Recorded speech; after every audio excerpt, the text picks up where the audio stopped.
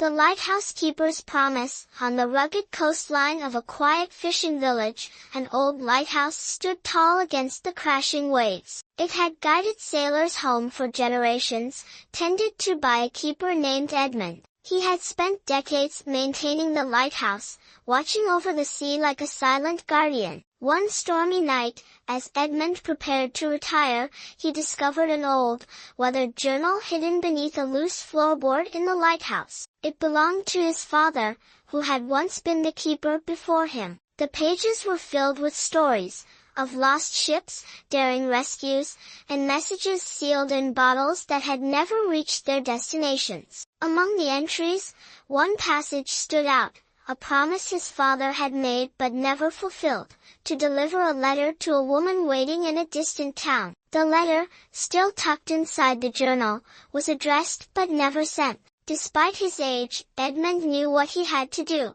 At dawn, he set out on his old fishing boat, following the map his father had drawn. The journey was long, the sea both fierce and kind, but after days of sailing, he reached the town described in the journal. There, he found the woman's granddaughter, an elderly lady who had grown up hearing tales of a letter that never came. When Edmund placed the aged envelope in her hands, tears welled in her eyes. The words inside were from a man who had loved her grandmother deeply, but war and distance had kept them apart. That evening, as Edmund returned to his lighthouse, he lit the beacon with a lighter heart. The past had finally found its way home, carried by the hands of time and the keeper of the light.